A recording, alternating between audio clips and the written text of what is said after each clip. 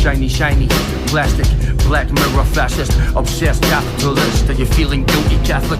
Pretty, pretty, picturesque Facebook status. Happy family and happy marriage, like the magazine pages. Superimposed with Photoshop and happy faces. But cancer doesn't exist, and your daddy lives for ages. And the black babies with the swollen bellies are only moments on your telly until you switch it off and put your makeup on. So walk your dog vegan and put your makeup on. Posing, perfectly pouting and put your makeup on. Hypocrite, selfie, snowflake nation, not making a difference. Not voting, not independence, cause it's irrelevant to how your hair grows. You're pretty, pretty, and it's a pity that you're prepared to perpetuate your particulars on Instagram and prefer not to educate and overcomplicate an avocado. Like you know the answers to the problems of this world. Meditation and mindful. How about realistically having kids to feed on minimum wage and suicidal without letting your wife know? Cause I don't kill myself for fashion, not a psycho for the sake of it. Hate the name of it and really ashamed of it. I hate your glossy, glossy, double tongue, so in circle, talky, talky, trashy magazine. Like Sebastian's dreams, your friends are just all plastic, plastic, and it's lonely out there. I don't care about your implants or artificial intelligence, agony ants, chitty chat irrelevance, designer shirt and pants. So keep on spending, goodbye pretty people. It's such an ugly ending. Keep pretending, keep pretending, keep on telling yourself that you're so important, like everyone else, like everyone else, like everyone else. Pretty, pretty people, pretty people, pretty, pretty people, pretty, pretty people. Pretty people, pretty, pretty people, pretty people, pretty, pretty people, pretty, pretty people. Pretty, pretty, pretty, pretty people, pretty people, pretty, pretty people, pretty, pretty people. Pretty people, pretty, pretty people, pretty people, pretty, pretty people, pretty, pretty people. Pretty, pretty. Fight for your rights. But you die to lose. Goodbye pretty people, I'll miss you. All your little giggling and self-serving circles, self-absorbed, all shallow surface, all that fucking money and totally worthless, in entirety distractive. A life without purpose, your embodiment is everything wrong. Emboldened by a Harvey Nicks arrogance, echo chamber, industrial multiplier. Factory line features and adjusted plastic artifice, cosmetically cybernetic immortality activist agents. Away with your moisturizing skin armor nonsense, swigging beard lotion against a Georgian backdrop. One-sleeved tops are a symptom of civilization in decline. Beggars rocking £100 traders with metallic shell toes. Designer baby accessories with perfect lips and a pre-birth sense of what looks fucking fabulous. It's ridiculous, marvelous, purebred, beautiful offspring of the embassy. Laughing at the wannabes that think that greed is power. The hours tick by and all you want is everything endless. You are now living in the culture with a locust consumer. Target population, proof of fashion, housing, online grooming saloons. Pretty predator class, deadly privilege picking flesh of the populace fast. The terrorist victim look is this year's heroin chic. Superior models to snap them pop-up bomb sites. Pop-up prescription antidepressants, cropping up debris arranged in artistical splatter patterns. Little ray of ignorant exception at the tipping point. You drag to the ground by the teeth of natural selection. We defecate upon your form, prone upon your back and bleeding in round the scissor man. Snicker, snicker, snack. Your entrified empathy, ultimately empty. Dead heart, pretty face, piss upon your memory. Pretty, pretty people, pretty people, pretty, pretty people, pretty, pretty people. Pretty people, pretty, pretty people, pretty people, pretty, pretty people, pretty, pretty people. Pretty, pretty, pretty, pretty people, pretty people, pretty, pretty people, pretty, pretty people. Pretty people, pretty, pretty people, pretty people, pretty, pretty people, pretty, pretty people. Pretty, pretty.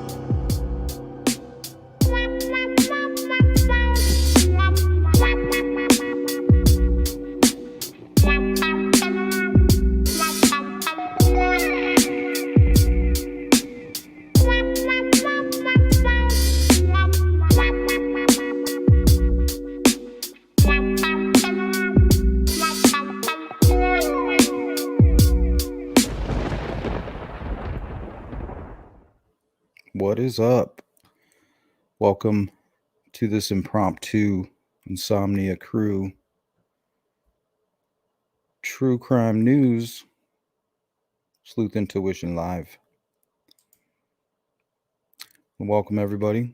I was putting some content together and I was like, man, couldn't really sleep. I said, hell, let's do a quick little show for my night owls. So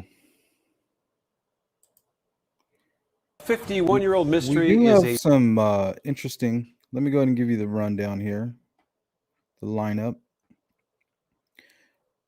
So I'm noticing a odd number of fatalities occurring at fast food locations involving the employees. So that's going to be one of our top stories for tonight. And then we're also going to talk about a man named Benjamin Beale. You may have seen him if you've been keeping up with the news. Couple interesting things that I found. A lot of true crime. We will talk about Bob Saget. And then we'll touch up on any questions that might involve the Delphi case. We'll always close out. We tried to touch on a lot of the questions last night, but if you missed it, we can come back to those questions again. a big step closer to being solved. Remains found in Isanti County back in 2003 have just been identified thanks to new technology and someone known as an investigative genetic genealogy consultant. Karen Scullen brings us the end to a story that began half a century ago. For a half century, no one knew if Donald Rindahl was dead or alive. But imagine being that family member who gets that stunning phone call. It was a random phone call that someone was calling about their brother that they hadn't seen in 51 years. So there was a lot of shock and disbelief at first. In 2003, human remains were discovered in Isanti County. It was part of a skull. There were several failed attempts to identify the remains, and the case went nowhere. In 2019, Lovering, still with Isanti County, thought new DNA technology might help. I've kept it on my desk because always trying to figure out, will we ever figure out who this person is? After 3 different labs still couldn't produce a viable sample, investigators went to Othram Lab in Texas, the only U.S. lab to focus solely on forensic evidence from crime scenes or unidentified remains. We can get DNA answers from evidence that no one else can work with. Old, contaminated, or a minute amount of evidence is the norm for Othram, which is what the Isanti case was all about. We got the evidence, we ran it through our process, it worked the first time, it worked easily, it created a very clean profile. With a viable sample, genetic genealogy consultant Barbara Ray Venter ran it through 2 genealogy sites and had a distant relative match within 24 hours. We're looking for people who share DNA with that crime scene DNA. She then built out a family tree and came up with the name Donald Rindahl. It's a really good feeling. I think those of us who are working in this area, I think most of us were doing it for victims and, of course, for the victims' families. Rindahl was 22 years old in the summer of 1970, told his family he was going to California. He was never seen again. The FBI had said they were looking for him for his involvement in drugs. Well, now the family knows Rindahl's fate, but they don't know much more. There's a lot of unanswered questions for them. We don't know what happened. We don't know where he was, and we don't know who was involved. Donald Rindahl was from Ramsey County, last living in New Brighton. Investigators believe there are people who are still alive today who do know what happened to him. Now, as for the genealogy investigator, Barbara Ray Venter, she solved the famous Golden State Killer case in 2018 through the same methodology. And Othram Lab that we mentioned in the piece there, it's the same lab that identified remains found in Texas, that to be Sherry Ann Jarvis. She had been missing, she was from Stillwater and had been missing for 41 years. If you have any information on the Donald Rindahl case, please call the Isanti County Sheriff's Office. In the newsroom, Karen Scullin, Fox 9.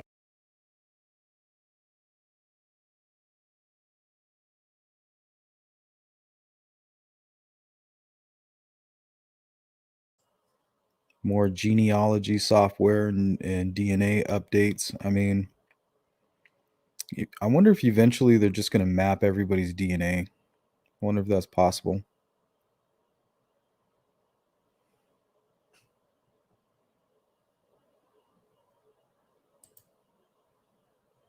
It's funny, I was thinking the same thing. Book 'em, Dano.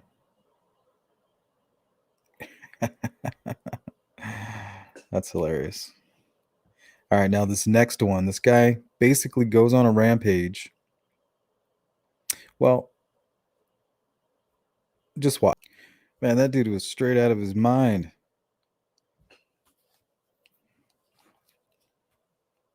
First, he crashed his vehicle through a KFC. Just drove it right through the front door. Boom. I think it was like a Ford Mustang. And then he takes off into the neighborhood, starts driving through people's yards. Like, what the hell, man? And then he went into the wrong house. Like, don't come in. If anybody was to, well, I keep my shit locked up, but I mean, if for whatever reason that happened, like, yeah, this might be the wrong house for that.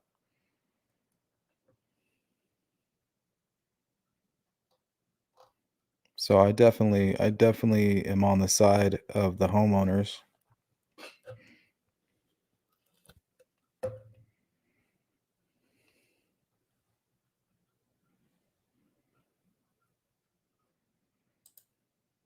Yeah, it's definitely methed up. Now this next one's kind of strange. It has nothing to do with anything. I just thought it was really strange. So consider it a break from the madness. Found a dinosaur. Those were the words of Joe Davis, who works at Rutland Water Nature Reserve, on finding the fossilised remains of a 10-metre-long sea creature that lived 250 million years ago. The marine reptile, or sea dragon, is longer than a double-decker bus and is the largest and most complete skeleton of its kind ever found in the UK. Jonah Fisher reports. Last February, on a bank of mud in a Midlands reservoir, Joe Davis made an extraordinary discovery. I looked down and just saw this series of ridges in the mud and thought, hang on, that looks different. There's something there that's different. And it had organic features on, almost like where it connects onto the rib.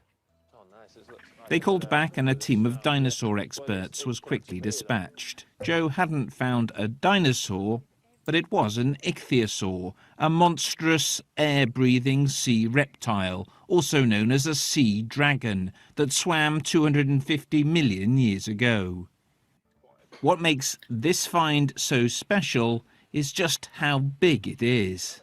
Not only is this the most complete ichthyosaur skeleton ever found, the biggest one ever found here in the UK, incredible, at 10 metres long, but it's actually the biggest prehistoric reptile skeleton ever found here as well, the most complete skeleton of any prehistoric reptile. So it's incredible. He's like, any ever in the history of mankind. The one thing that I noticed about that fucking sea dragon, it didn't look that old. This dude was talking like millions of years ago. Like, it looked like it just washed up. Let me see that thing.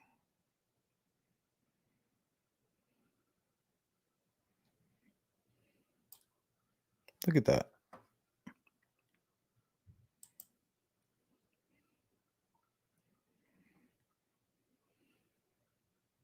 I mean, you can see the bones. They're not even like fossilized. I don't know, unless it was like trapped in mud. I don't know, that's crazy.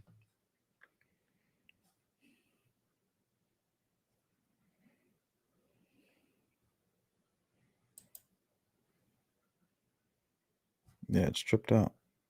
Let's see. I think there's an aerial shot of it.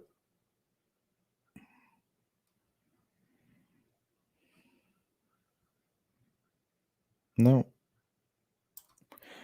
But yeah, if you want to check it out, it's called a Sea Dragon.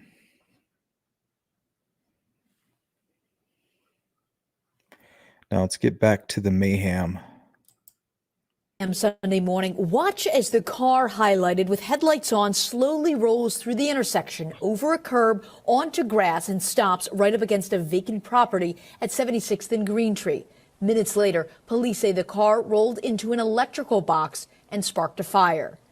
The woman inside the car was identified as 21-year-old Jenna Reichardt, but her body initially missed by some 25 firefighters on scene, including several battalion chiefs. 4 hours later, a tow lot employee made the discovery. I want it to ring very clear that a search of a recently extinguished vehicle is our responsibility, and we failed to uphold that standard in this situation. Reichardt's mother told 12 News they're outraged and too grief-stricken to speak on camera. A fire department captain told police in this medical examiner's report that the water pressure from the hoses could have moved the woman's body to the back seat. The medical examiner's office tells 12 News they're investigating her death as an accident. They did perform an autopsy, found no signs of trauma, and are waiting on toxicology reports to give them some more information about how she died. The ME's report also notes, quote, the decedent occasionally smokes cigarettes and drinks alcohol. She used marijuana. She does not use any other illicit drugs. The report also says the woman borrowed the car from a friend. It's still unclear what caused her to go off the road. In Milwaukee, Hillary Mintz, WISN 12 News. Did you hear what those idiots did? Okay. So something happened with the driver. You know, they tried to say she was all high or something, but I don't know why they brought that up if they haven't done the autopsy yet. She passes out, crashes into an electrical box, catches on fire. The fire department shows up, pulls out their hoses, and starts spraying at the car. They spray not only the car, but they spray so much they knock her into the back seat and smash her underneath the seat. They didn't find her for like 3 days. Some bullshit. But they did come out publicly and admit it, so we'll give them that much. It's the first time I've ever seen that happen. All right, let's keep it moving.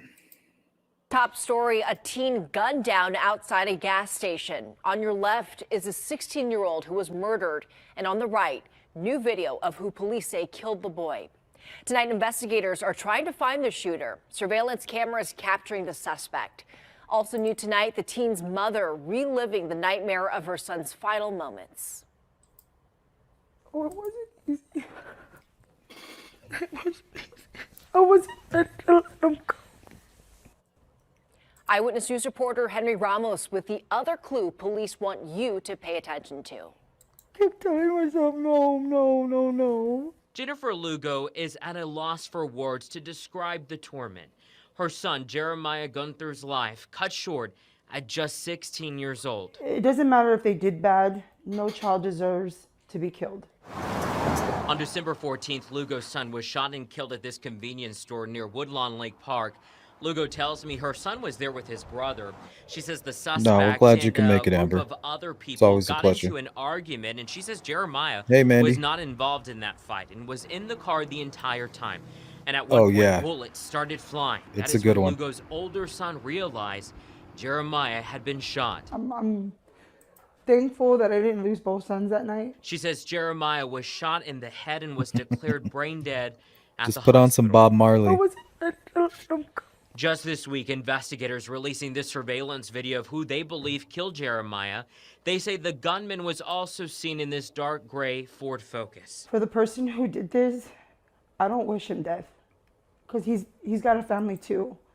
The only thing I just wish upon is to ask why. Lugo also wants other parents to listen to this. Remind them every morning and night you love them. Henry joins us live from police headquarters. Henry, Jeremiah's mom says her son saved another teen's life. He did, Sharon. The family says that they decided to donate Jeremiah's organs, and over the weekend, she actually found out, the mother did, that he saved the life of a 16-year-old girl. Lugo hopes to meet that girl and her family one day. She says that her son's legacy lives on. Meanwhile, Crime Stoppers is offering a reward of up to $5,000 to anyone with information that leads to an arrest. Of course, if you know anything about this case, you can remain anonymous. Contact them at 224-STOP. We're live from Public Safety Headquarters tonight. Henry Ramos, KENS 5 Eyewitness News. So this little dude right here, 16 years old, goes with his brother to the gas station. You know, who knows, get some drinks, whatever. You know, whatever you get at the gas station. You know, whatever. His brother gets into an argument with somebody. That person pulls out a gun, misses everybody, and then shoots this guy in the car. Like, how does that happen?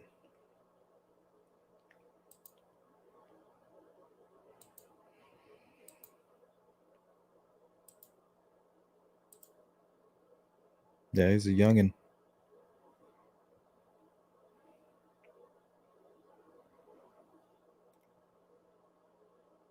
Now here, this one's for all you sleuthers out there. Now I'm going to start looking into this one. It's kind of an open and shut case, but there's some interesting factors, so I'll let you be the judge. We can sit and talk about this one. It's pretty interesting. Take a look. Overnight was found shot to death while she was walking the family dog. This all unfolding about 9:30 in a neighborhood off Park Manor that's near Markwood. You can see on the map here that's not far from the Beltway and the Fort Bend Tollway in Southwest Houston. Natasha Geigel is there live, where earlier this morning, Natasha, you spoke with the victim's mother. Does she believe that her daughter was targeted, or that this was just a random shooting?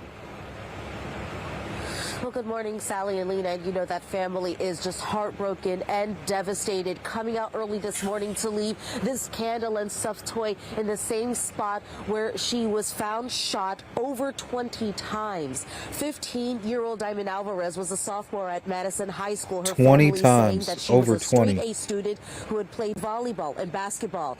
Diamond was looking forward to a career in cosmetology and walked her dog through this neighborhood every day. Houston police responded to the scene around 9:30 last night. Now, according to the family, they said they heard multiple gunshots and became nervous because they knew that Diamond was out walking the dog. That's when they heard a scratching at the door. The family dog actually coming back to the house, and they knew right away that something was wrong. They all ran out to try to find Diamond, and when they came to this spot in the field, they found her shot 22 times. The family saying that Diamond was still alive when they found her. I have no more tears. This is bad. This neighborhood is becoming really bad if someone can't even walk their own dog.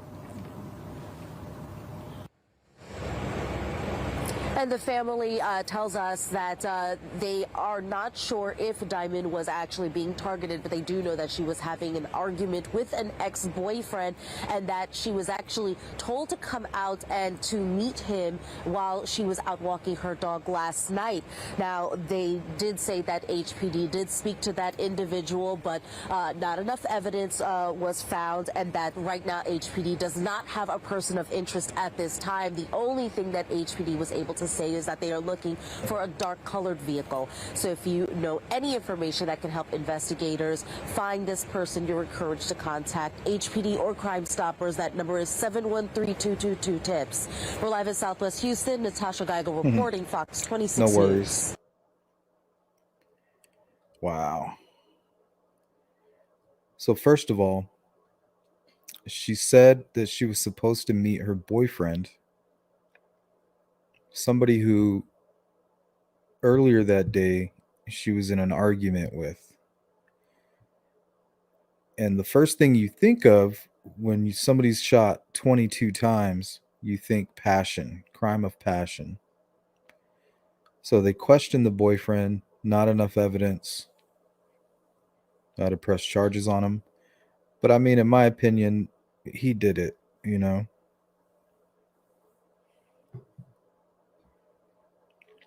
But you never know. Never know. Circumstantial. Gang initiation. Yeah, that's real. But I don't know about 22 times. Maybe to prove a point. I don't know. It's a lot of times to shoot somebody.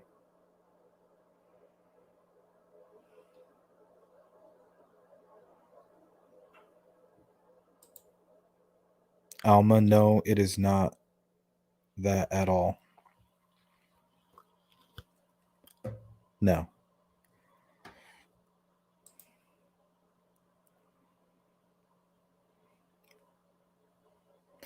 I don't think they provided the boyfriend's name.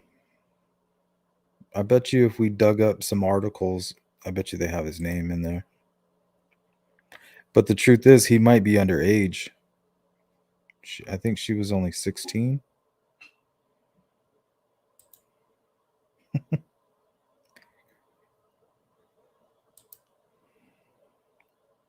Yeah, but even so, you know, there's guys that are possessive. This is crazy. Like, he was mad as hell if it was him.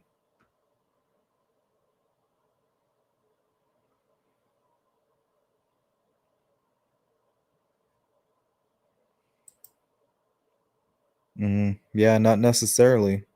Depends on what kind of magazine you have.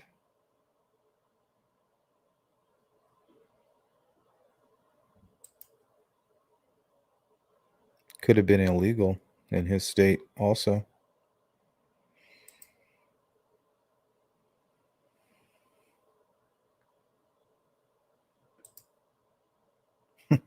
Thanks.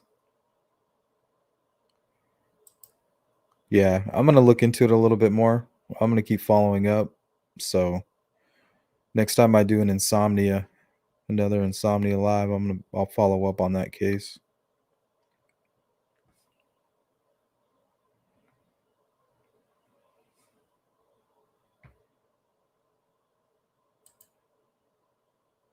Yeah, Amber, tell me about it. It's been tough. It's still tough.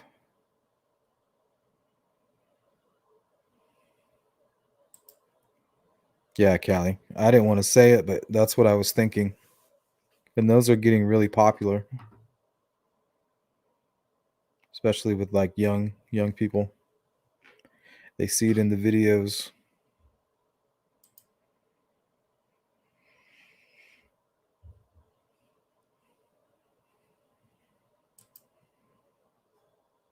All right. Now this next one, viewer discretion is advised. Yeah, that gave me an idea. I was going to kind of toss it out there for you guys. What do you think about like a domestic violence?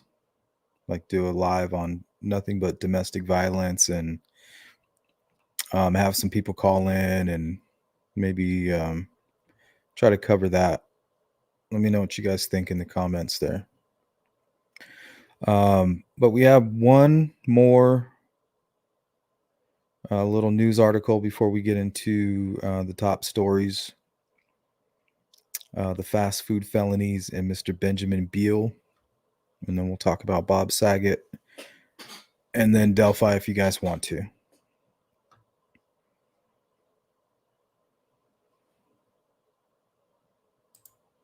54 days since a 16-year-old girl was last seen, and her family is desperate to know where she is and if she's safe. We've been following her story for several months, and our Brendan King spoke with her mother today and investigators to get an update on this case. Brendan?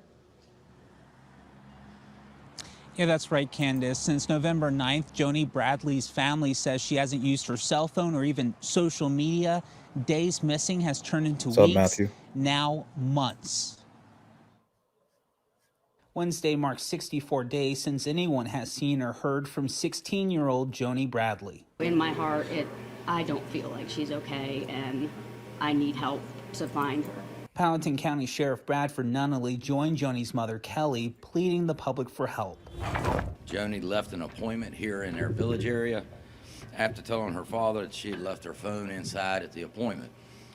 Shortly thereafter, she was observed on video exiting the rear of that building alone. Joni's mother admits she's run away before, but never for this long. She's a 16-year-old female that has not been home in 2 months and is dangerous enough on its own. And for years, her family has fought to get her mental health treatment. Me and my husband hadn't slept, and we're both like trying to take turns. Last fall, Kelly Bradley shared with CBS 6 her struggles with finding help for her daughter during the pandemic. She says it's been difficult to watch Joni spiral due to isolation, further complicating mental health issues she suffered since childhood. She's 16 right now. I have 2 more years to get her the help that she needs before I have no say in anything. It finally took a court order to get her daughter a bed at a facility. She was in the hospital. She had in-home therapists that would come to our home. We had a family therapist. We were all kind of working together. Kelly then shared a letter written by Joni's little sister. Dear Joni, I love you so much and I miss you so much. Please let us know you're safe. My heart hurts. Sheriff Nunnally says Joni could be in Amelia, Brunswick, Lunenburg, Petersburg, even Lunenburg, Blackstone, Petersburg, Brunswick, and Amelia. And now tonight they're asking for your help. If you have any information about where she may be tonight, you are urged to contact the Powhatan Sheriff's Office immediately.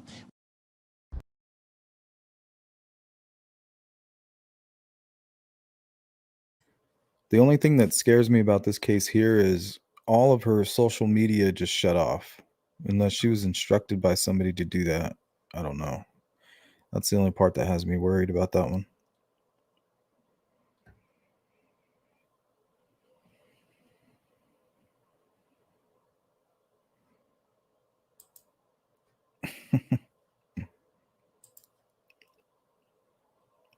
All right. So let's get to one of our top stories here. This guy's name is Benjamin Beale. And it's pretty disgusting. We begin with a disturbing story out of the Florida neighborhood where human remains were found. Police tell us a suspect is in custody this morning, and Candace Charles joins us live from the scene with the very latest. Candace? Yeah, caution tape is left behind from the search that they had here at this home. They came around Tuesday afternoon relating to a missing persons report and found a dismembered body on the property. According to NLPD, they met a Benjamin Beale at the residence. 34-year-old refused to give a statement. He was arrested and taken in for questioning. He now faces several charges, including obstruction of justice of a death. Our partners at NOLA.com report that he was booked on other charges, including operating and classing drug lab, illegal carrying of weapons, and distribution of methamphetamine, and possession with intent to distribute marijuana. Now, the paper also says police found a headless human torso in a freezer and a bus in the backyard of Beale's home. Now, there are several buses still here. We aren't sure if it was one of these buses or if one of the buses was already taken by police. Of course, this is a developing story, so as we learn more, of course, we'll continue to bring you more as well. Now, sick.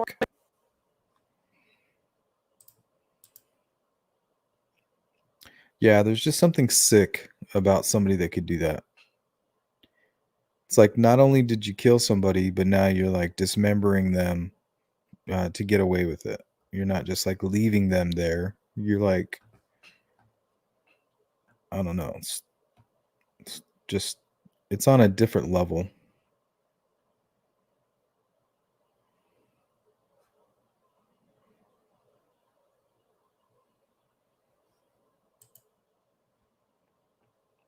But I do have a follow-up video on that. Let's take a look. A man is currently in jail being held on a $450,000 bond on drug and weapons charges. Police say it's all in connection to a woman's dismembered body found inside a bus on the property of a home in the 9th Ward. WDSU's Sherman DeSalle breaking down police documents and uncovering new details tonight after going back to the home today and speaking with neighbors. Sherman. Yeah, good evening, Gina. Travers. We spoke to some residents of this 9th Ward neighborhood. We also spoke to the ex-husband of the female victim who was reported dead in this unclassified death tied to this residence. The ex-husband of Julia Dardar is hoping for some answers and some justice. We want to warn you, though, the details in this case are pretty disturbing. It's crazy. I mean, I think somebody dismembered the body in my backyard, basically. I mean, it's pretty creepy. Neighbors in this 9th Ward neighborhood shocked at what police say they found inside this bus Tuesday night. Police documents state detectives came here to question Benjamin Beale for a second time with a warrant to search the property. They found materials believed to be a meth lab inside the bus and a freezer storing a human head and a torso. Documents show deep cuts were found on the shoulder and arms of the body that police believe were inflicted post-mortem. NOPD documents show 36-year-old Julia Dardar was the victim in an unclassified death at this home. Police have not confirmed with us if the body found belongs to Dardar. However, in court documents gathered by WDSU Investigates, an officer lists Julia Dardar as the victim of an unclassified death at the recorded home address of Benjamin Beale. She was reported missing by her ex-husband on December 23rd and tells police she lived with Beale at the time. Residents remember hearing a woman screaming from this location some weeks ago, but it's not clear if there's any connection. I told my wife it sounds like somebody screaming for their life, but it ended so quick and we didn't want to get involved, which looking back, we probably should have. One woman's mother who lives next door is disturbed at the news. She interacted with Julia often. She knew something was strange going on, and the dogs wouldn't stop barking one night, just over and over and over all night long, and she just had no idea. She said what could have been going on that night. Annie, welcome. Good to see you. Again, a lot of disturbing details. We're still trying to figure things out. But right now, Benjamin Beale is in jail. He faces several weapons and drug charges. Travers? And Sherman, the suspect made his first appearance in magistrate court just a few hours ago. What did his attorney have to say? Yeah, that's right. He did appear for the first time in court today. And his public defender, he's actually represented by a public defender. He said that Beale, quote, had no way of knowing about the missing person's whereabouts. Back to you. Sherman, thank you. Wow.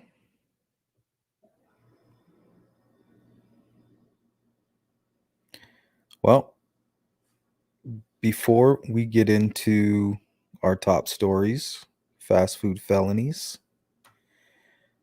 I have another interesting story for you. This one's kind of funny. Man who found an intruder trapped in his chimney yesterday morning. Firefighters busted through a living room wall and spent more than 90 minutes getting the suspect out of the chimney. In a story you'll only see on News 4, our Derrick Ward spoke to the man who called police when he heard moaning coming from inside of his wall.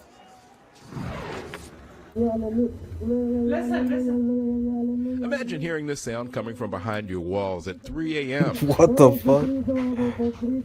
Things would only get stranger for Ibrar Khan and his family in their Silver Spring home Friday night, a night that just light a started fire. out normal enough. Earlier in the night, in the evening, we were watching a movie, laughing, cracking jokes. You know, Let it work itself had the out. fireplace going. So, you know, we had some s'mores going. Later, when everyone else had gone to bed, more strange noises. First outside, maybe a critter at the trash cans. But then I kept hearing some really loud banging noises, some thudding noises, like something was banging a wall. He checked the windows, the garage, no one in sight. But when the noises continued, he called police. And within 5 minutes, they came. They searched the house and the yard. And they were like, there's nothing here. They left. The noises continued. And then voices. He traced the sounds to the fireplace. And this guy's like, ah, yeah. And he's like saying like some some hallelujah stuff. He called the police again, and they came back, armed with heavy skepticism. He led them to the source of the noise, the fireplace. Finally, one officer listened. And I was just like, oh Like, my that's God, not you're Santa right, Claus. You're right. There's someone inside. There's someone in there. What they did was call the fire department and paramedics. They hacked and cut through the wall. That's when they were able to see feet. They saw someone's legs. Brick by brick, it became clear. Someone had pried the wire cap from the chimney and climbed down and gotten stuck in the narrow duct. Hours later, the man was out, taken to the hospital. It wasn't anybody the family knew or wanted to know. They worried about his condition, but they were glad he didn't get in. Who knows how this could have gone? This could have gone wrong, 1,000 different ways. Fortunately, they're just left with a bizarre story to tell and a hole in the wall. In Silver Spring, Derrick Ward, News 4.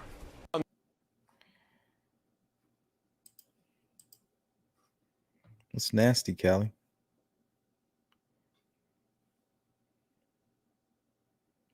Green holes? What the fuck? Trying to give me a stomach ache.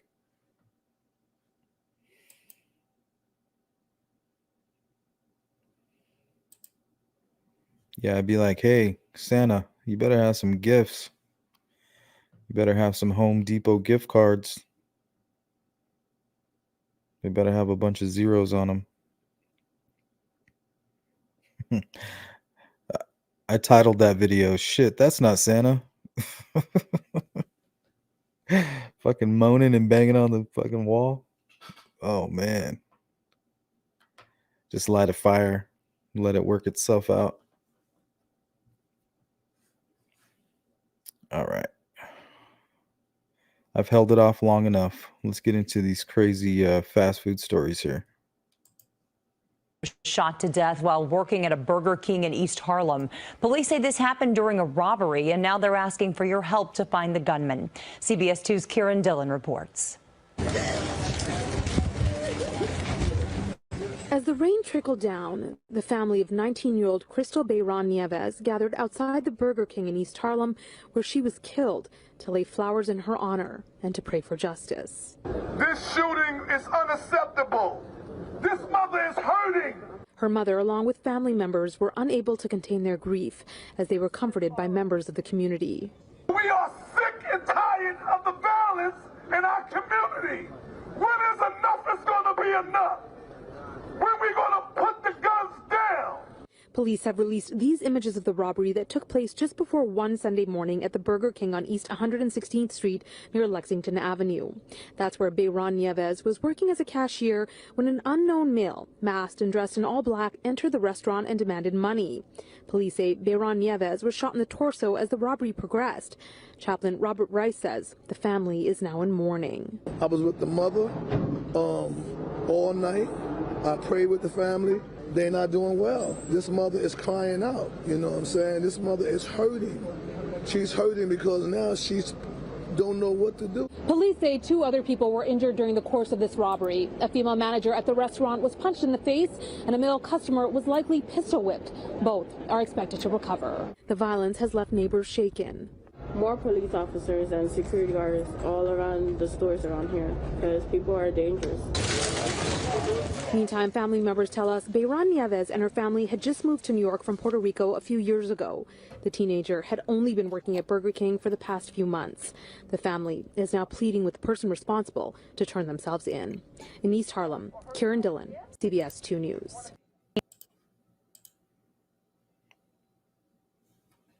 Yeah, that guy was ready to kill.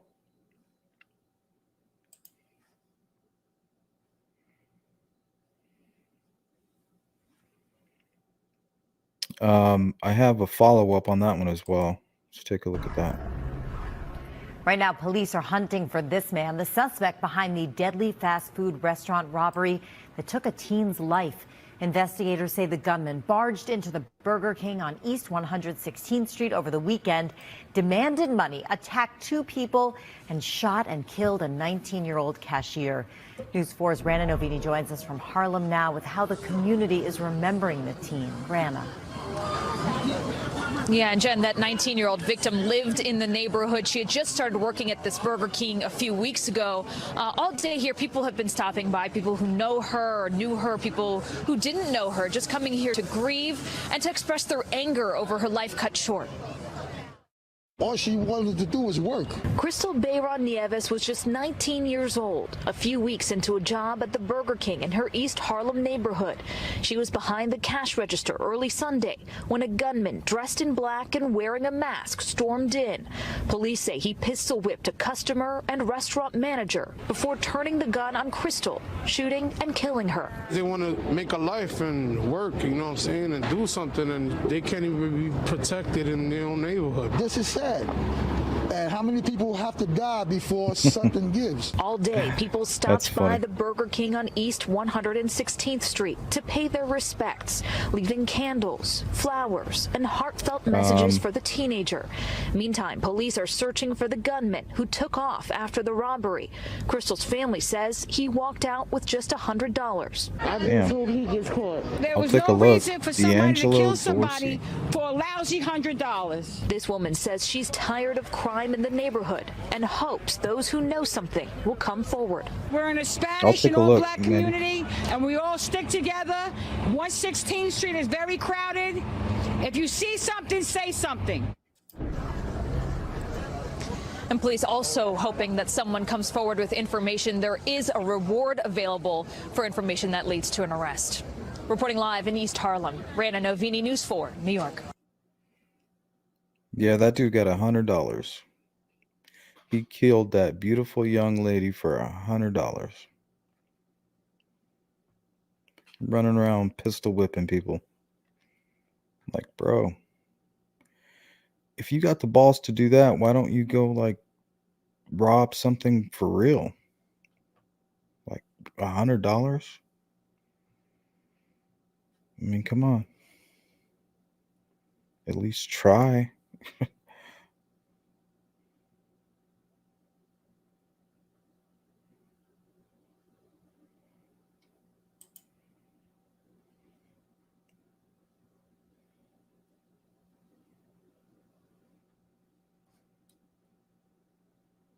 All right, here's another one.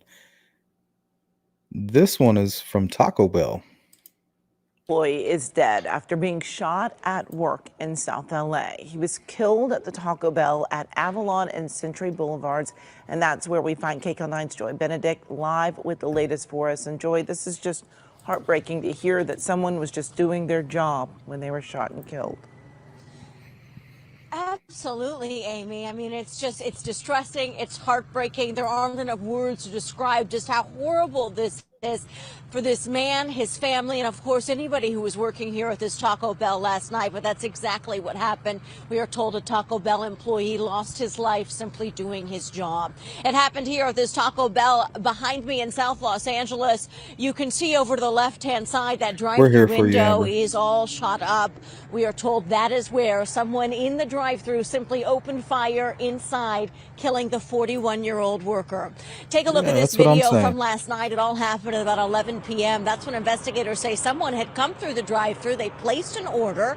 When they pulled up to the window, investigators say that individual in the vehicle attempted to hand that employee some sort of a counterfeit bill. The employee refused to take it and then declined them service. And that is when we are told that individual pulled out a gun and fired numerous shots through the window of the drive-thru of the Taco Bell and unfortunately shot and killed that worker inside. We don't have a lot of information about the man who died here. We just know that he was 41 years old. He worked here at this Taco Bell and he was working that drive-thru window last night when all of this took place. As for who the shooter is, well, that remains under investigation. Right now, investigators are not releasing a lot of information about exactly who they are looking for. But of course, there are many security cameras out here, so hopefully that will lead to exactly who this person is. Take a look at the out here live. You can see there are 2 security cameras out here looking at the drive-thru. It's not clear if they were working. It's not clear if investigators will have a clear picture of who that suspect is, but they are hoping that someone comes forward who may have seen them. Maybe there were witnesses. Maybe you've heard something since. If that person is you, you are urged to contact the Los Angeles Police Department. It is South Bureau Homicide that is handling this case. And of course, you can always call Crime Stoppers and leave a tip anonymously at 1-800 222 temps. But Amy, just such a very sad story out here from South Los Angeles this morning, as we have learned this employee of this Taco Bell died just simply doing his job. Damn. So sad. Thank you so much, Joy. So this dude tried to buy his food at Taco Bell with a counterfeit bill. This dude was like, yo, this is fake, bro. I can't take this. They get into an argument. He says, you know what? I'm not going to be providing you with any service. Shuts the door on the guy. And the guy's like, oh, yeah? And then he kills him. Like, how messed up is that? It made me think of like, we live in a time where you almost need bulletproof sliding windows where you can just hit a button and it just like slams shut. Bam. Starting to, because I know there's a stigma with like gas station clerks and stuff like that. People are always trying to stick them up. It's starting to get like that with fast food. That's what I'm saying, Matthew.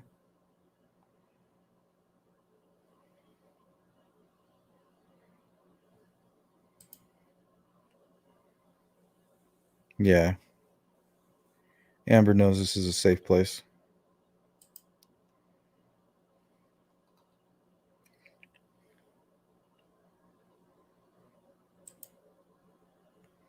Oh, I've seen those.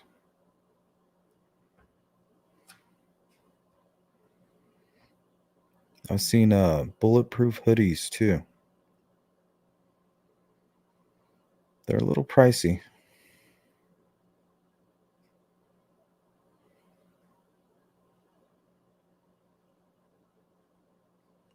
All right. Well, this is going to be the last one for the fast food felonies / fatalities, really.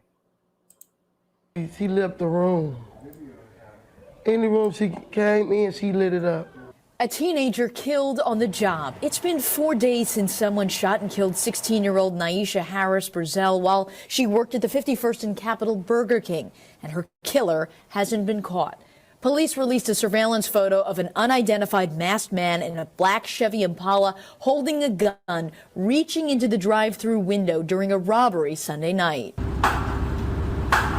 But with this video, a new twist. A customer in the drive-thru shared this video exclusively with 12 News. Watch it again. In this 4-second clip, you can hear 2 shots fired from what appear to be inside the restaurant. The man in the red jumps back and takes off. Police tell 12 News they're waiting on ballistics reports to figure out where the deadly rounds came from. Thursday, prosecutors issued a search warrant for Derrick Ellis and charged him with possessing a firearm as a felon. According to the complaint, video footage showed the shooter was an employee inside the restaurant. The shooter appeared to be firing towards a man at the drive-through window who was attempting to rob the cashier. It goes on to say Ellis grabbed shell casings off the floor and hid the gun in an office safe, knowing he wasn't supposed to have a gun as a felon. My baby didn't deserve that. Damn. She wasn't out here in these streets. She went to school, she went to work, she came home. Wednesday, the teen's heartbroken mother pleaded for the gunman to turn himself in. And Hillary, police arrested another employee at the scene. Has she been charged? Right, officers arrested a 38-year-old woman for obstruction, but no, she has not been charged in connection to the homicide. Now, the criminal complaint does say a Burger King store manager put the gun in a store safe after the shooting. And again, Milwaukee police looking for Derrick Ellis and also that other man, that armed man in the red hoodie in the drive-thru. Patrick. Hillary Mintz reporting live in Milwaukee tonight. And here's another look at the 2 people wanted by police. Derrick Ellis and the unidentified man. Police are asking anyone with information in the case to contact them. All right, let's talk about how messed up this one is. All right, let me go to that last little scene. Right. Oh, where is it? Information in the case to contact them. No, I went too far. Minutes reporting live in Milwaukee tonight. And here's another look at the two people wanted by police, Derrick Ellis and... Okay.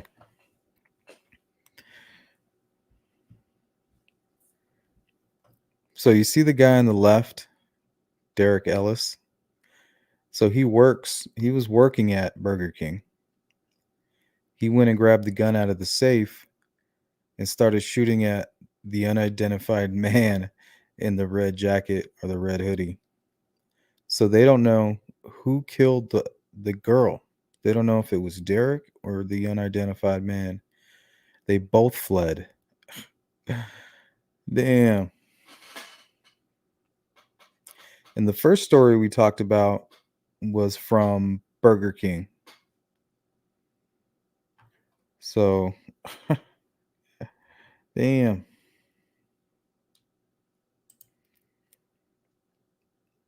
Yeah, he picked up the shell casings, put the gun back in the safe, and he dipped.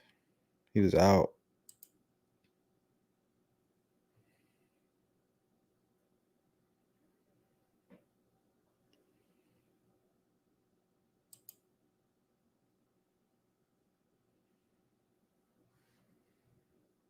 Man, all he had to say was, "Hey, you, go grab the gun out of the safe. I can't touch it."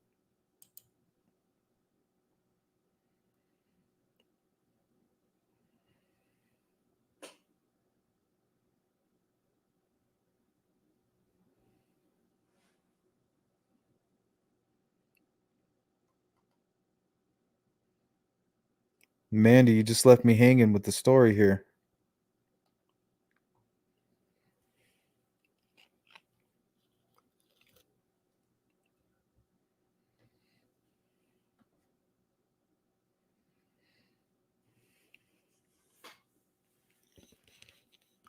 What happened after you told her to hang on? Did you call the cops, snitch on her, or did you give her some money?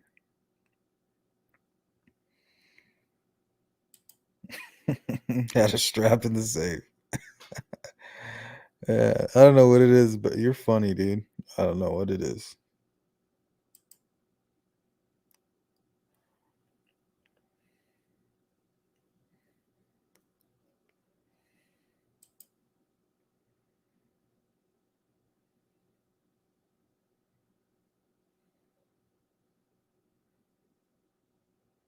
I worked at a pizza joint one time.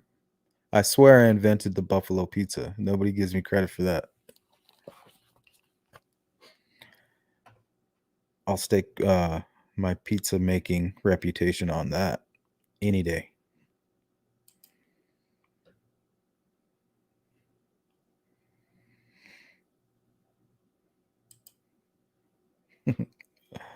Oh man, this dude. I thought it was snitches get stitches. Almost like, nope, not where I'm from. They end up in ditches. Oh, here we go. The conclusion. Okay, let's see. What'd she say up here first? We got to go back to the beginning of the saga. So Mandy said, I worked at a Shell station about 20 years ago. A lady came in and handed me a fake $100 bill. I could tell just by looking at it that it was fake. Other customers were in line behind her. So I told her to hang on a minute.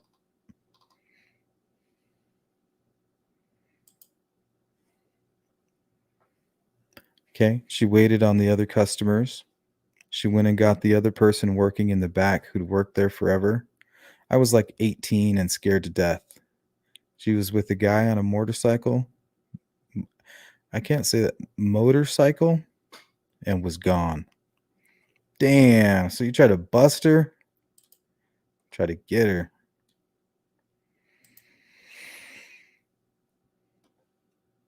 Oh yeah, I used to make some good pizza.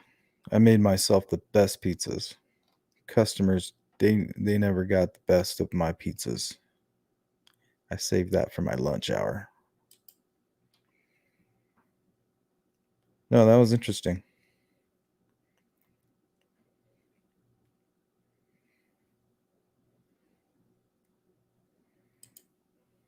Almost like, yep, there's a bunch of ditches out here.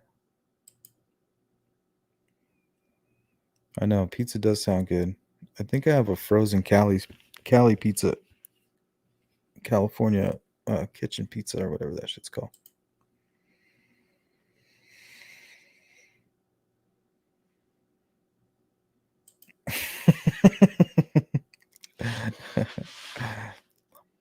Yeah, you went and snitched to that person. I'm just busting chops.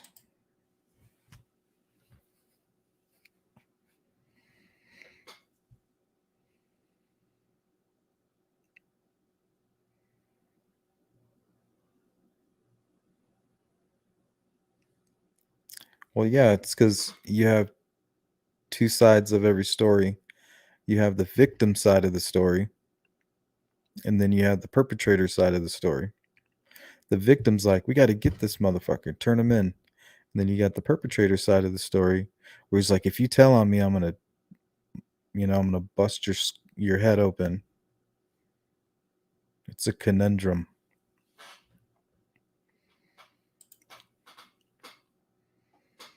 Yep. We're gonna close out with some Bob. Just hanging out in the chat for a moment.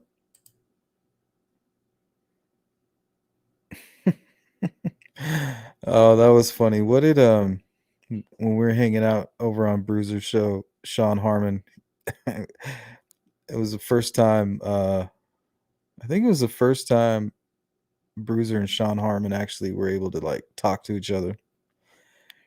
And what did he say, Callie? Like, she looks like she likes to party or something. Oh man, the way Bruiser was cracking up about that made me laugh. That was hilarious.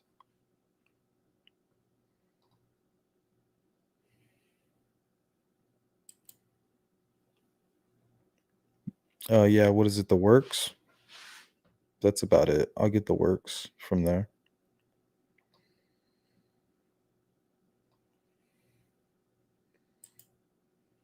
Oh yeah, we're definitely hungry now.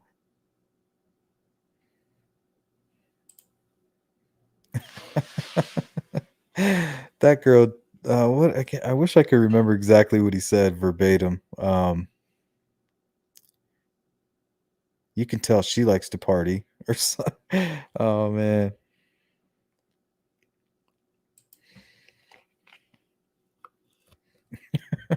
It was just funny because the way Bruiser reacted, because it was just hilarious. The whole moment was funny because you laughed, you thought it was funny too, so that's why I was bringing it up.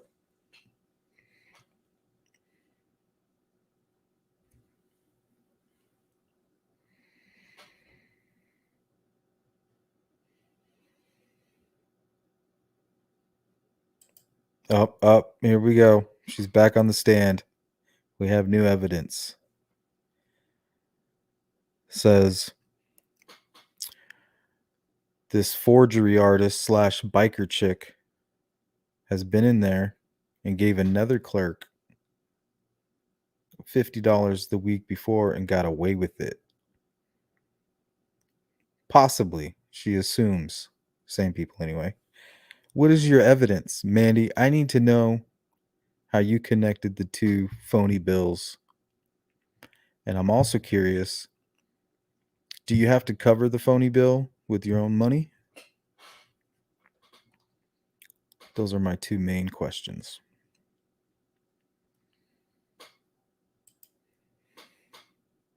Yeah. Oh, what else did Bruiser call him? Shawn Michaels. Oh, wearing a Shawn Michaels do-rag. Oh man, some funny shit.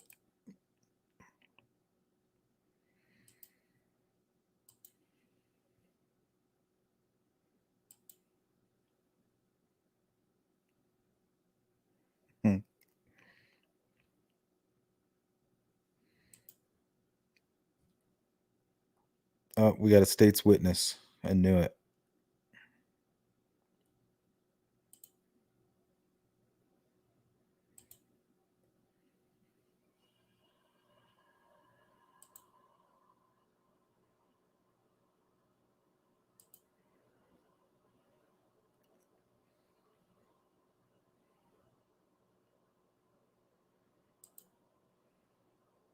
Yeah, Sean is hilarious.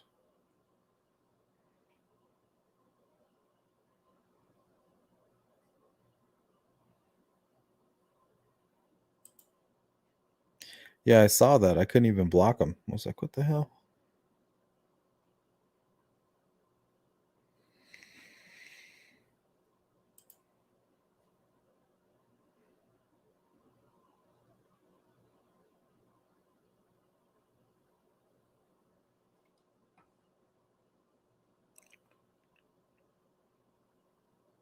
At least not around you, they ain't. They know better. They're on to us.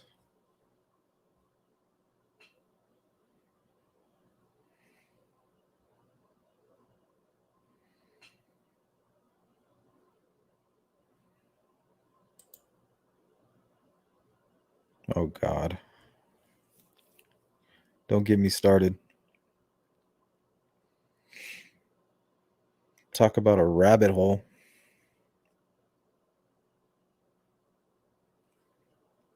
All right, we're going to finish out with the little Bob Saget news. And then we might hang out and talk some Delphi for a little while. I see Callie trying to bring up some old stuff. But here, let's check this out. Shocked fans and the entertainment world. He was found dead yesterday afternoon inside a room at the Ritz-Carlton Hotel in Orlando. And his career spanned decades. Saget made millions of people laugh, from Full House to America's Funniest Home Videos and his stand-up.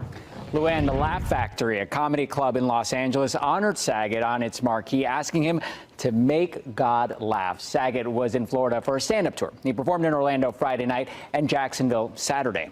Fox 35's Stephanie Buffamonte was the first local reporter on the scene at the Ritz last night. You could see the tweet behind me. It got thousands upon thousands of views. She's been working the story all day and joins us live now from the medical examiner's office. Stephanie, it could be a while before we know how he died. That is right. The medical examiner's office says it could be 10 to 12 weeks before we learn what caused his death. But tonight we are hearing the 911 calls from inside the hotel for the first time. We have an unresponsive guest in a room. My officer is telling me that there's no pulse. A chilling 911 call moments after a Ritz-Carlton Orlando employee found Bob Saget dead in his hotel room. According to the incident report, Saget's family called the hotel to check on him when they couldn't get in touch with him. A security guard said they found him in his bed with the lights off. The report says, quote, he stated Mr. Saget was cold to the touch, yellow and clammy. He checked for breathing and a pulse, but none were detected. The report also says, quote, his left arm was across his chest while his right arm was resting on the bed. No signs of trauma were seen. Deputies also say they don't believe any foul play or drugs were involved. His death comes right after the actor and comedian kicked off his stand-up tour in Orlando Friday at the Hard Rock. People who had tickets to see his show devastated by the news. I felt like this is wrong. The news is wrong or something. It was like, because like I said, he looked healthy and happy, and he was so funny. And his jokes, I was just crying with laughter. On his Instagram, Saget posted after a show in Jacksonville on Saturday, I'm back in comedy like I was when I was 26. I guess I'm finding my new voice and loving every moment of it. And those in the audience say Saget left them with a final message. Where he was basically saying, we got to get back to loving each other. We got to get back to being together. We got to quit being all about this side, that side. Now the world is saying goodbye to America's dad, who was welcomed into our homes and hearts. Everyday people, he really had that effect, positive effect on people's lives. Everybody was a friend of Bob, and Bob was a friend of everybody. Now, coming up at 6, I'll tell you about the call to action from his family and friends in the wake of his death and how you can help. Reporting live in Orlando, Stephanie Buffmonte, Fox 35 News. So while I was going through news, I found this. And I was like, what the hell? Bob Saget. You know, and then when you just hear about the way people talk about him, you know, it just reminds you of, you know, when you lose a friend. So I thought I would share it tonight. Yeah, Full House. He was amazing. I really liked him on Entourage. He was funny as hell.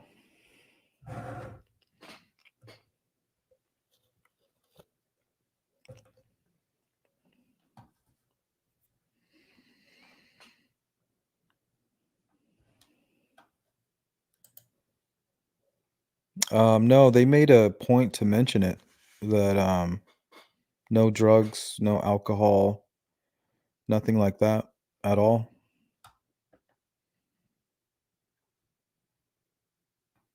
I can't speak to his past. Yeah, exactly, Annie. I don't know what you're talking about. That's rubbish.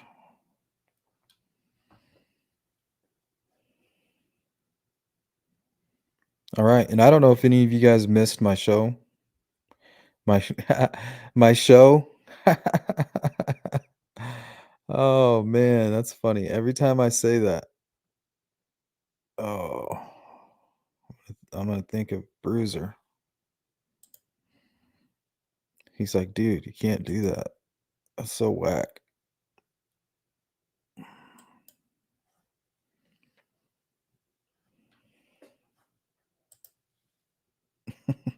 He used to give me such a hard time. It's not a show, it's a YouTube channel. I was like, yep, it's those delusions of grandeur. He's like, yeah, exactly. I think we might have been talking about Gray Hughes or something like that.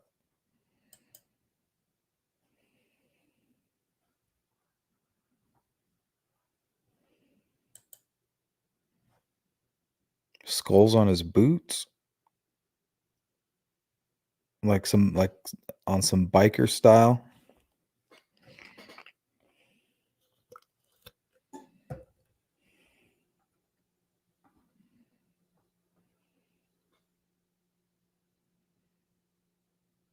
Yeah, I don't know if they're boots or tennis shoes yet.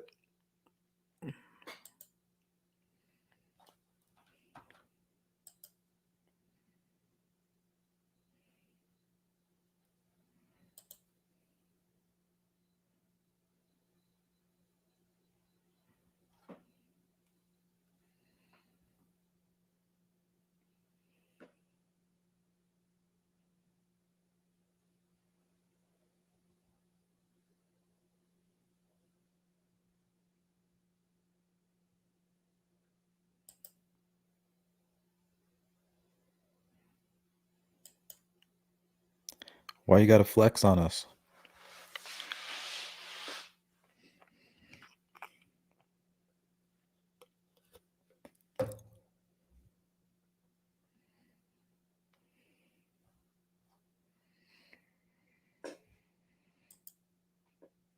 You guys are like a crime fighter duo.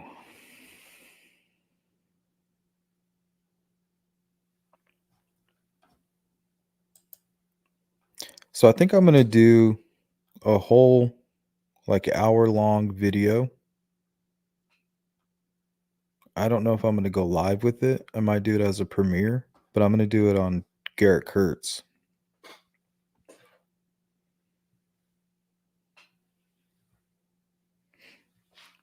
Seems like we've kind of gotten away from him. And if you just go down the list of of things that basically point to him. It's a little overwhelming.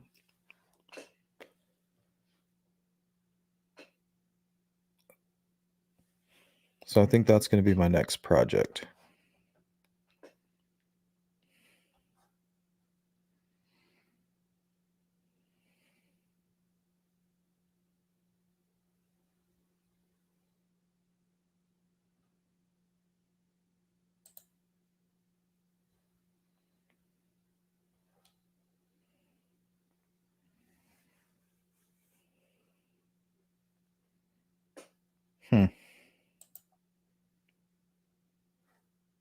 See, Kelly, I can't tell if he's just trying to walk. It almost looks like he's just trying to step over like maybe there's a larger space right there. He's just kind of seems like he's just pressing off that left leg just to kind of hop over that little whatever that is there.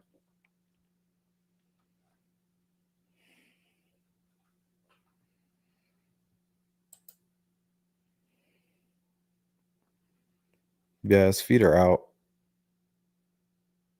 They kind of go out, out, in, out, in.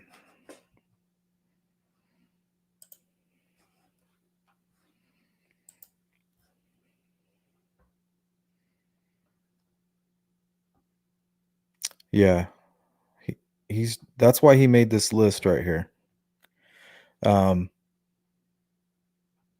question mark, that's just really like a group of other people we kind of talk about. We use their initials. You know, they're not really felons or somebody that's been convicted. It's just somebody that we kind of talk about. Different POIs, so to speak.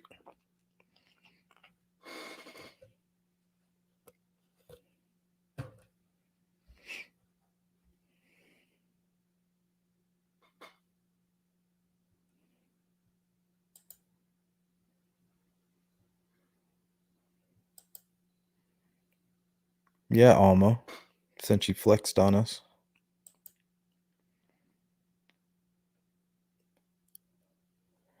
The way his right shoulder goes back when he steps forward is indicative of having a hip injury too, but it could be the bridge. I don't know, let's take a look.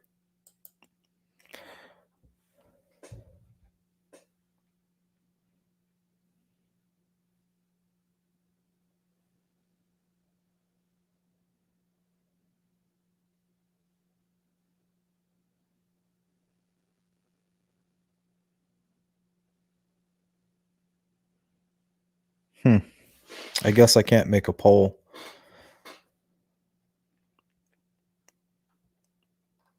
Maybe I need to activate it or something. I'm not sure. So I want everybody in the chat who thinks there's something wrong with his hip or he has some type of ailment that causes him to walk that way. I want you to type in a 1. If you think it's the bridge causing him to walk a certain way, put in a 2.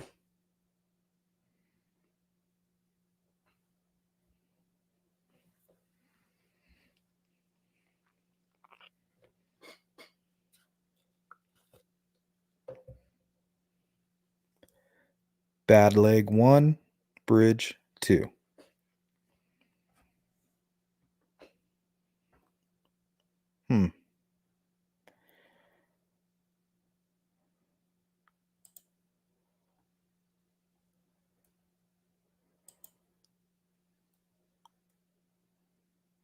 Callie, sticking to her guns. 2, 1.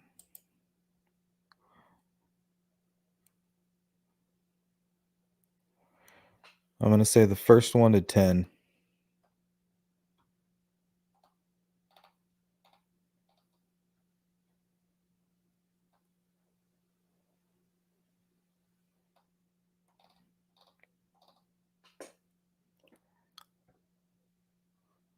All right, Lindsay, that's a 2.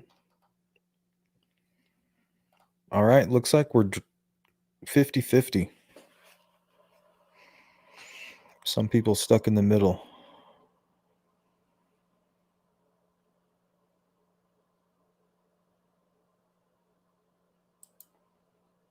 Dang.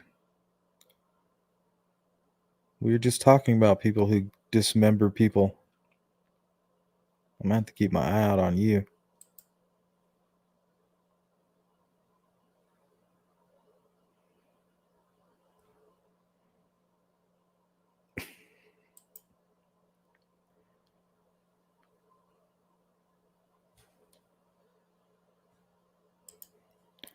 So let's see. Amber says, I have a drop foot and bad legs.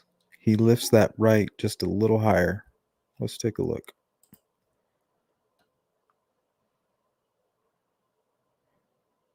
Oh, okay. He kind of drags the left foot. So even though he could be crossing something with that little extra step, that doesn't matter because he drags his left foot after he crosses. Good point. Brilliant.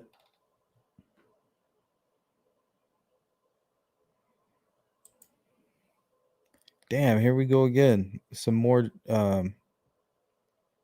dismemberment.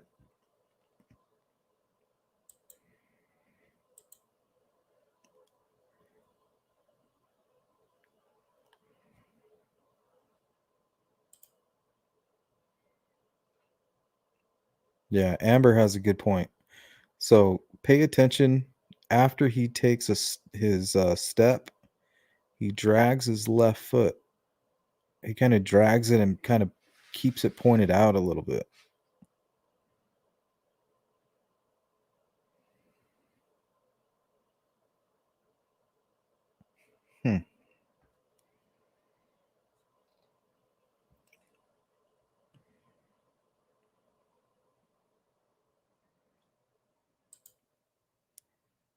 Okay, now I'm really scared.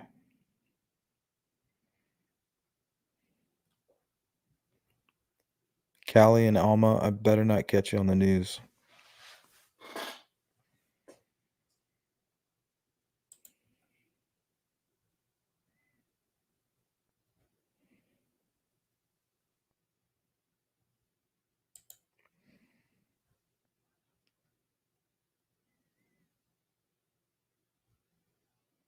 Let's take a look.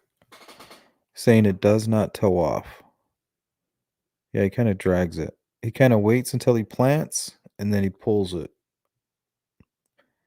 So his right foot comes all the way down and then he has enough weight to support moving his other leg. He's not like hopping across.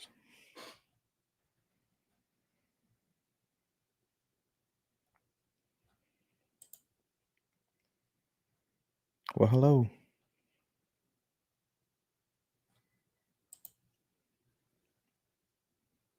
Right? He obviously has to get closer.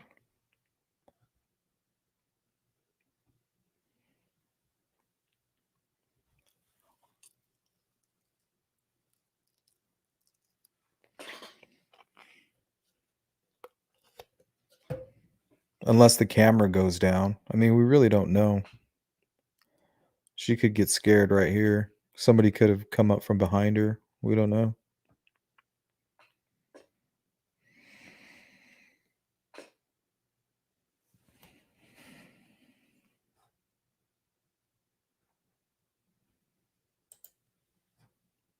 Lee Cordell says left knee goes back. Right leg does a drop like a gallop, like a little skip. Let's take a look.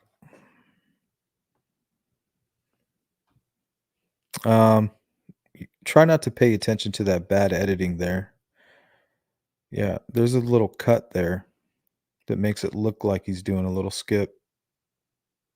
Yeah. That's been debunked.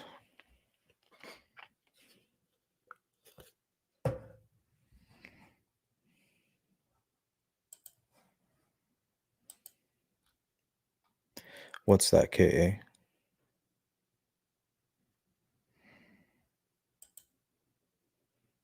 Yeah, that is a good looking dog. Except he made, I wonder if that's the dog he made bite that girl. I know he has some other dogs.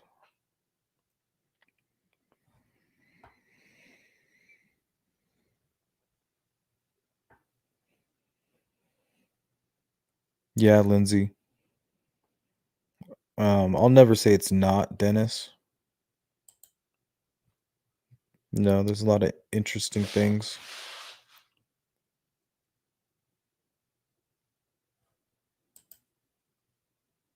Oh yeah. Yeah, it could go, somebody could come right from behind them. You know, who knows? Maybe they have a dog with them. The phone goes down or hides it quickly into her pocket. Or she just has it in her hand and nobody really notices it in the melee. And then as they begin to travel, somehow she drops it. Or he had it. The killer could have had it and dropped it on accident.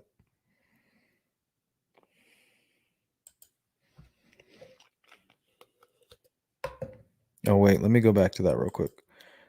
So you have a giant poodle?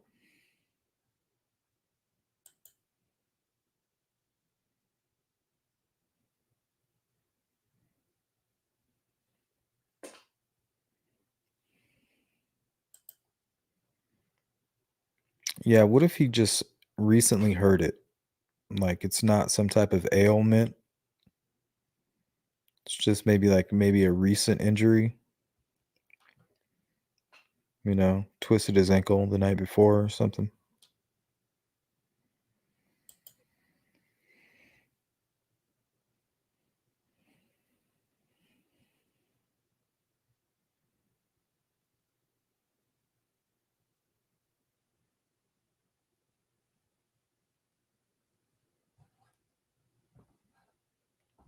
Okay, let's listen to some of the audio.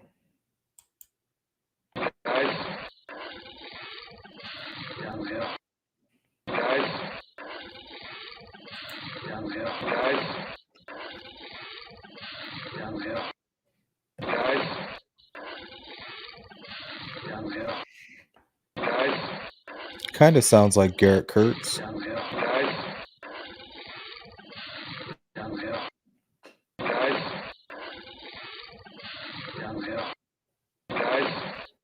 Especially the guy's part.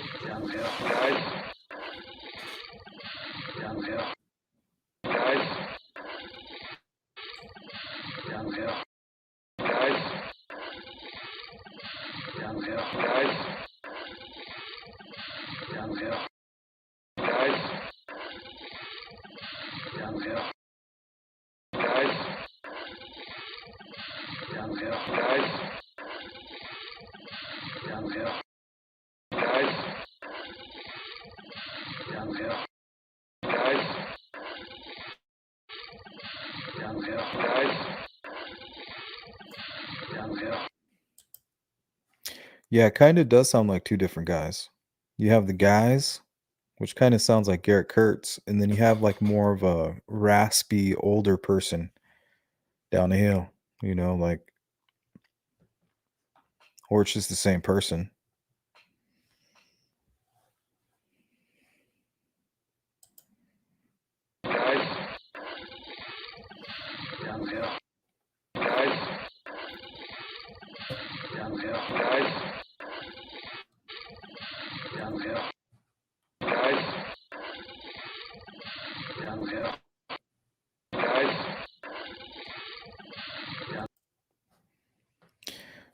Okay, picture this.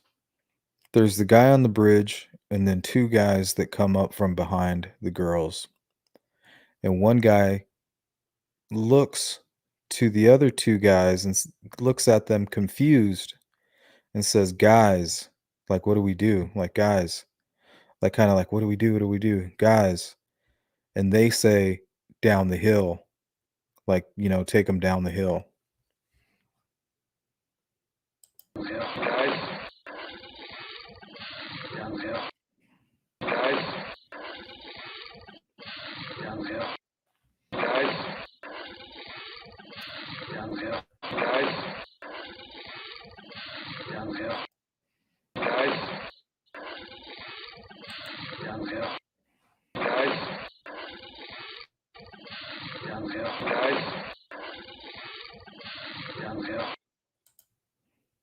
Hmm.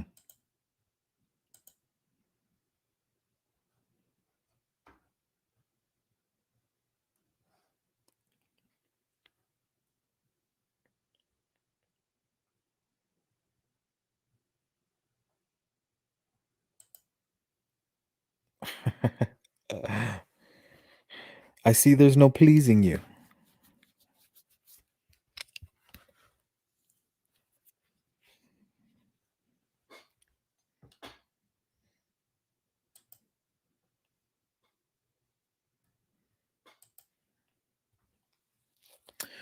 Let's see what Alma's talking about over here with her snitches and ditches and dismemberment,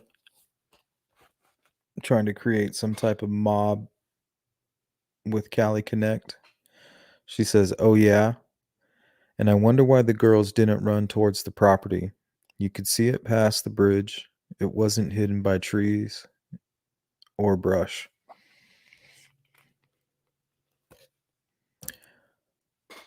I don't know. I have a feeling that down the hill might be right behind that house.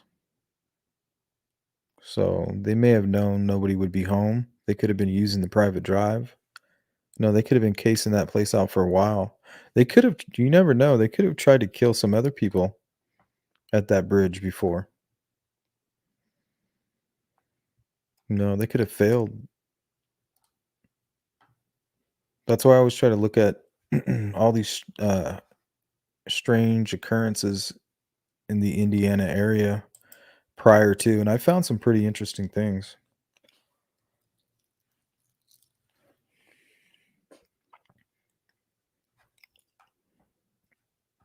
Yeah, mid 2016, there was a lot of weird shit going on.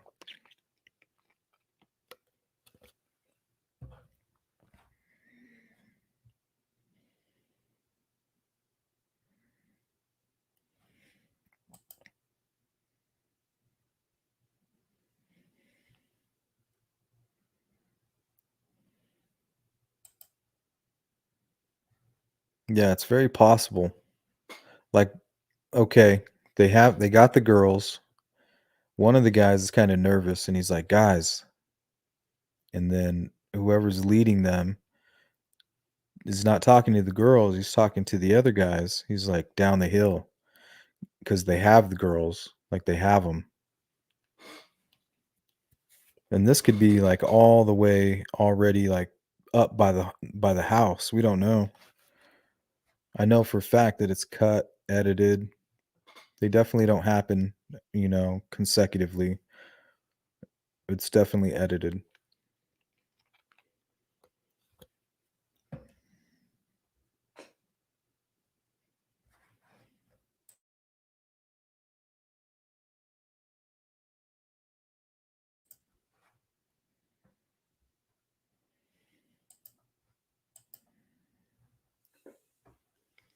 Let's see what Mandy's talking about over here. She's probably trying to snitch on somebody. She says, "It was all a ruse. He had to tell them something to get them to go along with him and not try to run. A gun probably, but I think he still pretended to be law enforcement or something." Yeah, that seems to be the consensus. I can see that happening very easily. Like, "Hey, come with me." Maybe they even walked up to the property. Maybe that's where the other two people joined, or whoever helped joined in, and then down the hill is on the back end of the property, and then maybe something happened down there that didn't go as planned. The girls, maybe they did run. Who knows?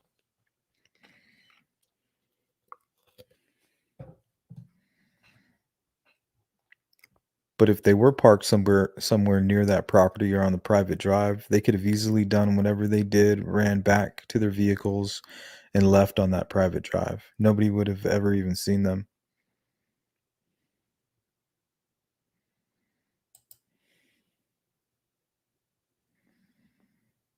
Yeah, it's like a question, like, guys, like, what do we do, man? All right, we got him. Now what? Well, go down the hill. Take him down the hill.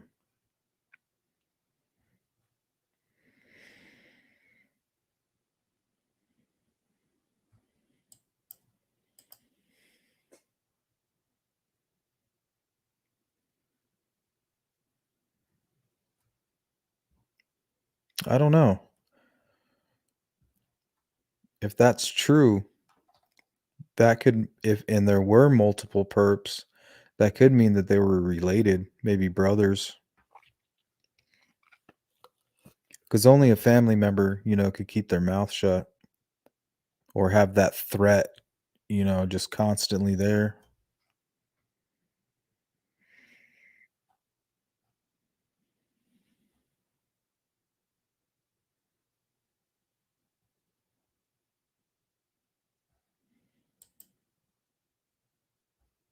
Oh, I didn't see it, Karen. What was it?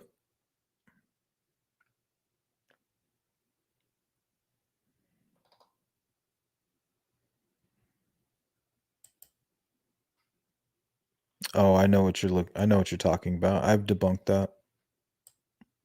But it does look like that. It really does.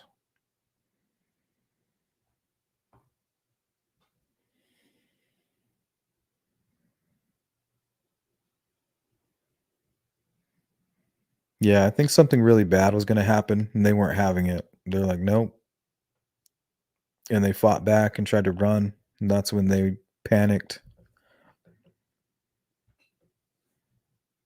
Whoever had them panicked. Those guys, they panicked, and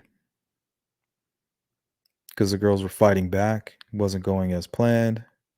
Maybe they started screaming, and then it just happened really fast. Boom, boom. And then one of them just happened to be demented, and did something strange.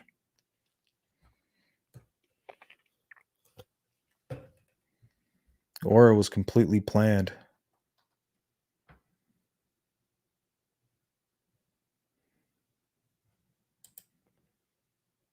Yeah, I have. It's really good.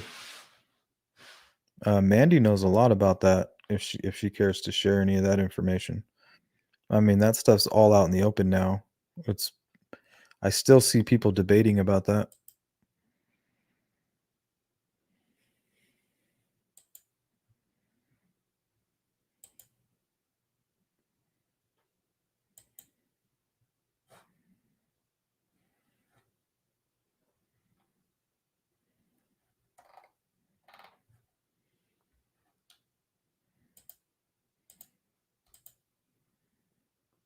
Yep. Did you go subscribe to his new channel?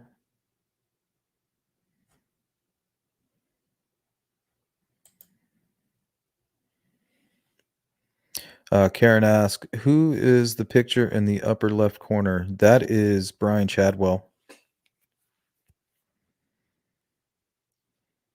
He's doing, do you know who that is? Yeah, he was recently convicted of attempted murder and sexual assault. I think he was sentenced to like 90 years or something like that. But when that happened and all the strange things that surrounded him and how close he was to Delphi, people couldn't help but wonder if he had anything to do with it. Not to mention he has a similar build, similar height. So for that reason, he's on the screen.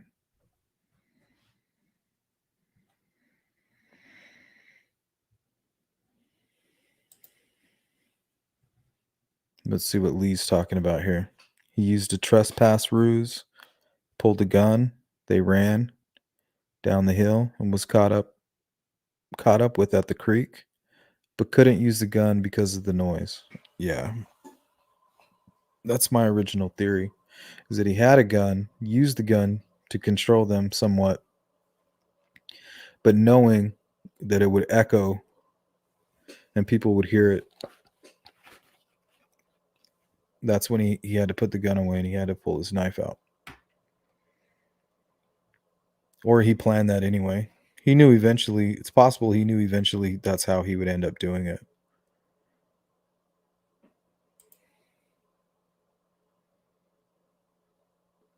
Yeah. Lately, I've been thinking it was extremely planned for months. I think it may have even been attempted prior to this. So if anybody knows of any incidents where, they saw a group of people casing places or anything strange like that.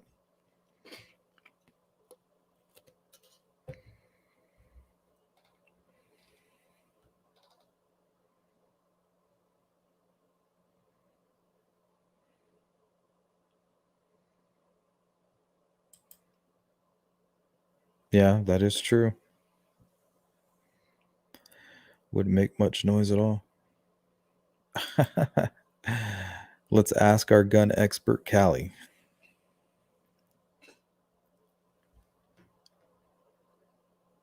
She'll break it down for us.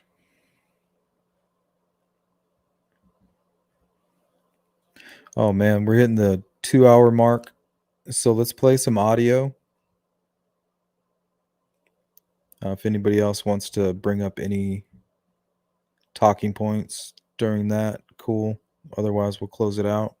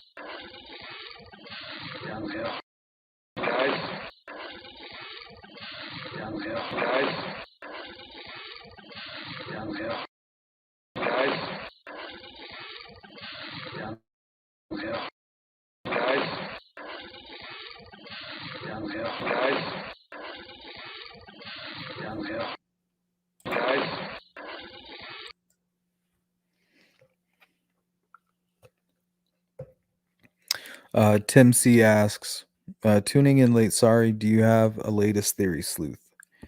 Right now I'm like homing in on Garrett Kurtz right now. I'm looking at him a lot. But other than that, I do have a theory that involves three individuals who carried out the crime. I'm thinking possibly private drive, somebody's dropped off, 2 people are dropped off there, or one person's dropped off there. The other person's dropped off maybe near the cemetery, and the other person parks in a vehicle, laying wait. The person dropped off near the cemetery kind of hides, waits for the girls. Once they pass him, he follows behind them, alerting the other person that, he's coming. And as he's distracting them coming across the bridge, the other gentleman sneaks up from behind. And then that's when they take the girls. I'm thinking up to that house there, because it's my understanding that it was empty. So if they're in the area casing it and they know people, it wouldn't be hard. Maybe there's a note. I always wondered if maybe there was a note on the door saying, please leave packages here, or, We won't be back till such and such time. So those are the questions that if I ever went out there, I would ask. Like, hey, was there a note? Because if they came up to the house, maybe they were looking to do something, to the property, or they were just, checking things out and they went up to the home. Maybe there was just evidence to them that they were snowbirds or whatever.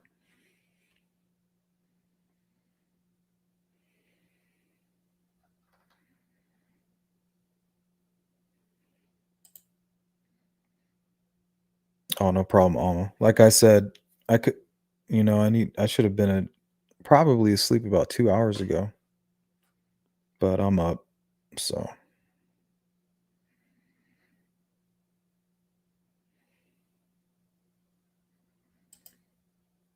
oh, that's what I was saying, Karen. I don't know which one you're referring to.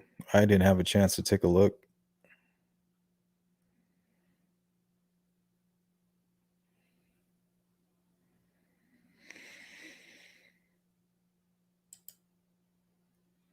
What's up, Grizz? Let me get that going again.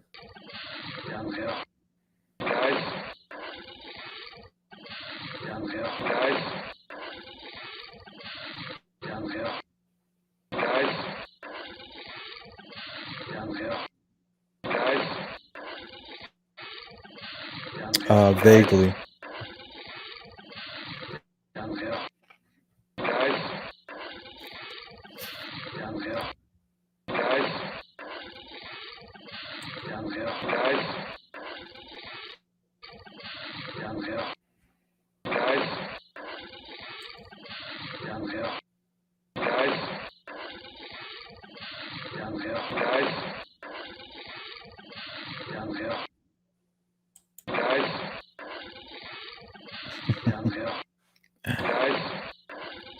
Yeah. What up?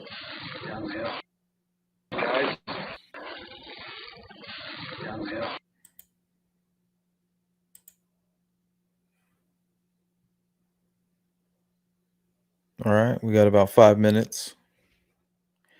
See what's going on in the chat.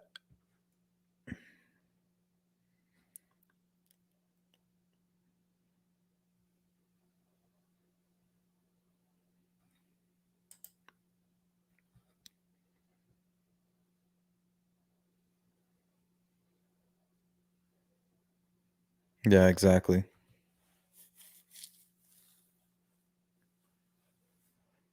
Yeah, I think under certain circumstances, it could be illegal for them to do that. Plus, I mean, the integrity of the case is everything. I would hate to see something mess with that.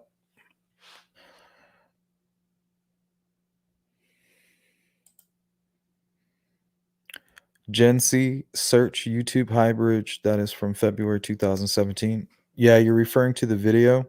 I think it's on the 12th. Yeah, it's still up.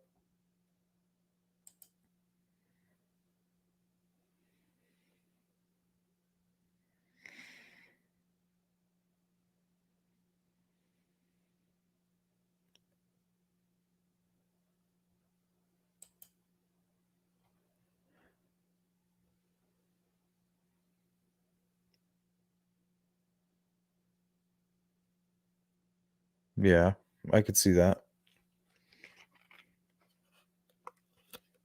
But I mean, did we really learn anything new?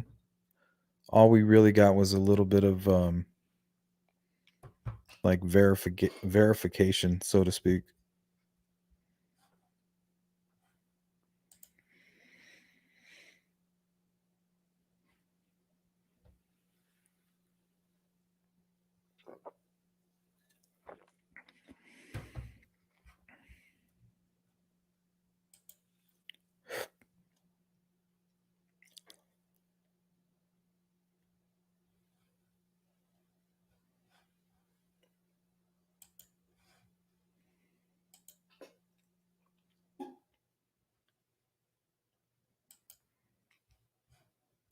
Yeah, there's a video. It's just random.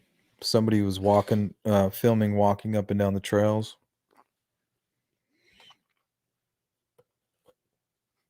I think it even has like some generic music. You can tell it's like a home video type thing.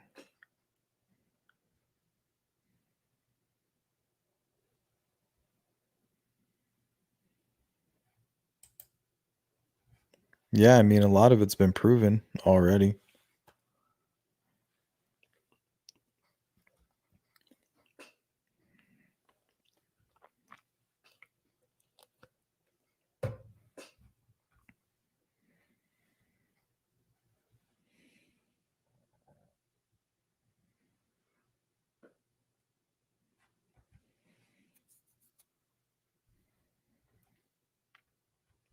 Yeah, so this image of Keegan Kline, I believe, is just after the crime.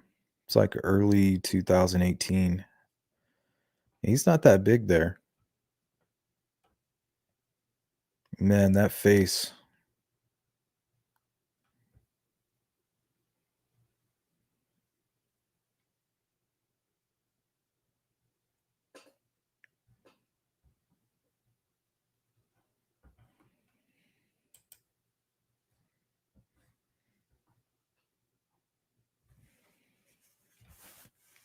Yeah, I remember hearing about that.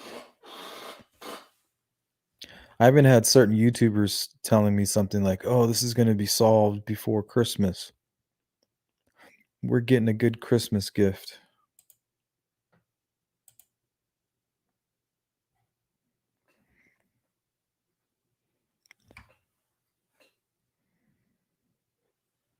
I wish.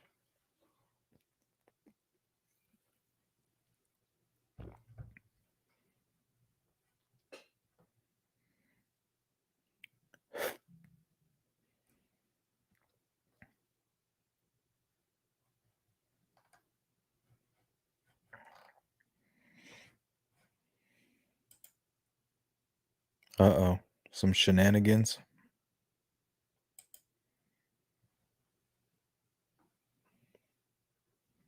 Oh, looks like this is the final countdown.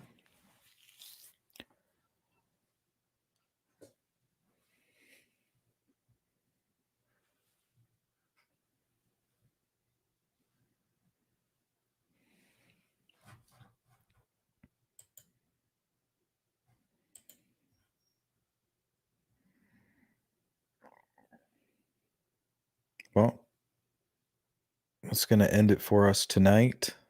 Hope you guys enjoyed the fast food felonies. Rest in peace, Bob Saget. A little bit of shocking news.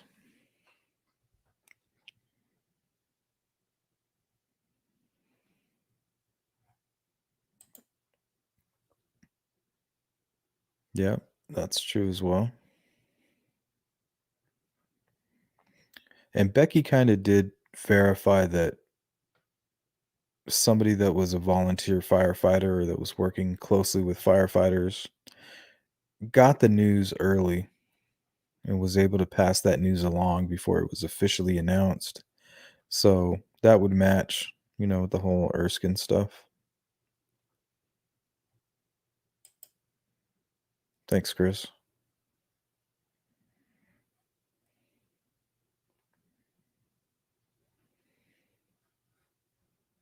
All right. I think that's going to be it, guys. Thanks for showing up for the Insomnia show.